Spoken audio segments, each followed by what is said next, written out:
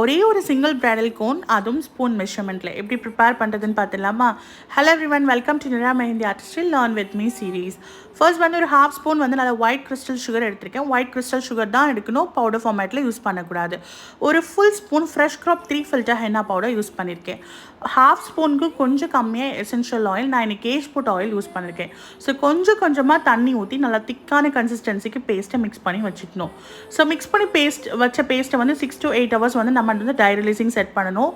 So tie ரிலீசிங்னா என்ன அப்படின்னா, பவுடரை நேச்சுரலாகவே இருக்கிற ரெட் ஆரஞ்சு ஸ்டெயினை வந்து நல்லா செவரல் ஹவர்ஸ் ரெஸ்டிங் கொடுத்து பேஸ்ட்டை ஸ்மூத் ஆகி இன்னும் வந்து ஸ்டெயின்ஸை என்ஹான்ஸ் பண்ணுறது. ஸோ அதுக்கப்புறம் நான் மிக்ஸ் பண்ணி வச்ச பேஸ்ட்டை வந்து நான் வந்து பைப்பிங் பேக்கில் கன்வெர்ட் பண்ணி கோன் ஃபில் பண்ணிக்கிட்டேன். ஒரே ஒரு கோன் வந்துச்சு 25 grams. ஸோ அந்த கோனோட ஃப்ளோ செக் பண்ணி பார்க்கறதுக்காக என்னோட ஹேண்ட்ஸில் வந்து லைன் ட்ரா பண்ணி பார்த்தேன். ஸோ சூப்பராக வந்துச்சு. ஒரு ப்ராப்பரான ஃப்ளோ எப்படி செக் பண்ணுறதுனா எந்த பிரேக்கேஜஸும் இல்லாமல் வரணும். ஸோ இந்த இன்ஃபர்மேஷன் பிடிச்சிருந்துச்சுன்னா ஃபாலோ பண்ணி சப்போர்ட்